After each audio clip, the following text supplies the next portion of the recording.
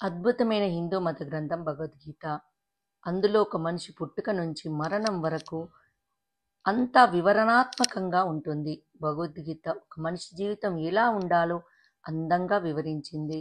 భగవద్గీత చెప్పే జీవిత పాఠాలు ఏమిటంటే, ఆధునిక కాలంలో భగవద్గీత మనకేమి బోధిస్తుంది అనుకుంటారు ఎంతోమంది.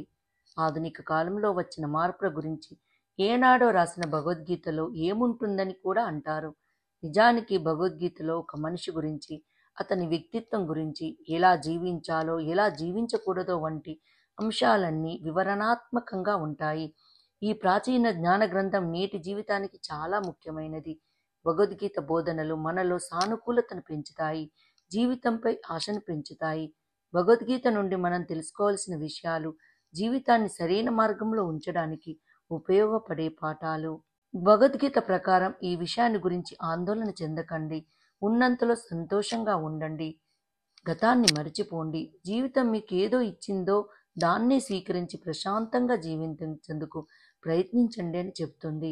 సమస్యలు వస్తే అధిగమించండి అని, కానీ ఆందోళన చెందకండి.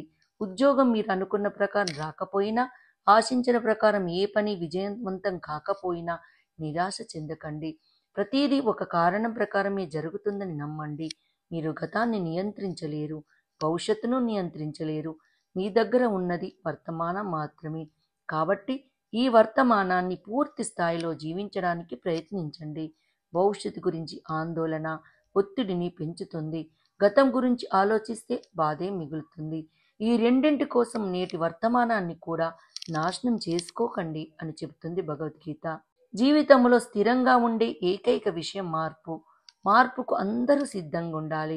నేటి ధనవంతులు రేపటి పేదవారు కావచ్చు, నేటి పేదవారు రేపు కోటీశ్వర్లు కావచ్చు. కీర్తి అదృష్టం రెండూ కొంతమందికే పోవచ్చు, మరికొందరికి ఊహించని విధంగా విపరీతమైన పేరు ప్రఖ్యాతులు రావచ్చు. ఋతువులు మారడం ఎంత సహజమో మార్పు కూడా అంతే సహజం. పగలు రాత్రిగా మారినట్లు ప్రతి మనిషి జీవితంలో మార్పు ఏదో రకంగా వస్తూనే ఉంటుంది. ఆ మార్పుకు మీరు సిద్ధంగా ఉండండి. కొన్ని మార్పులు మిమ్మల్ని ఇబ్బంది పెట్టవచ్చు, అయినా సరే వాటిని సానుకూలంగా తీసుకొని జీవితంలో ముందుకు సాగాలి అని తెలియజేస్తుంది భగవద్గీత. మీరు ఈ లోకంలోకి ఒంటరిగే వచ్చారు, తిరిగి ఒంటరిగానే వెళ్తారు. ఖాళీ చేతులతోనే ఈ భూమిపై అడుగుపెట్టారు, తిరిగి ఖాళీ చేతులతోనే భూమిలో కలిసిపోతారు. ఏ భౌతిక ఆస్తులు మీ వెనుక రావు. కాబట్టి ఓపెన్ మైండ్తో ఉండండి. సంపాదన పైన ఆస్తుల గొడవల్లో ఇరుక్కోకండి. ఉన్నంతలో సంతోషంగా జీవించేందుకు ప్రయత్నించండి. మీ ఆలోచనల రూపమే మీ జీవితం. కాబట్టి మిమ్మల్ని విచ్ఛిన్నం చేసే ఆలోచనలను రానివ్వకండి.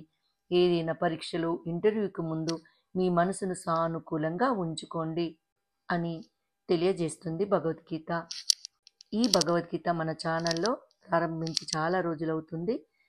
భగవద్గీత వినాలనుకునేవారు మన ఛానల్లో ప్లేలిస్ట్కి పోయి భగవద్గీత మొదటి నుంచి వినవచ్చు. ఈ వీడియో మీకు నచ్చినట్టయితే లైక్ చేయండి, కామెంట్ చేయండి, సబ్స్క్రైబ్ చేసుకోండి. నోటిఫికేషన్ల కోసం పక్కనే ఉన్న బెల్ ఐకాన్ క్లిక్ చేయండి. మీ కామెంట్స్ మాకు కొత్త ఉత్సాహాన్ని ఇస్తాయి. Thank you.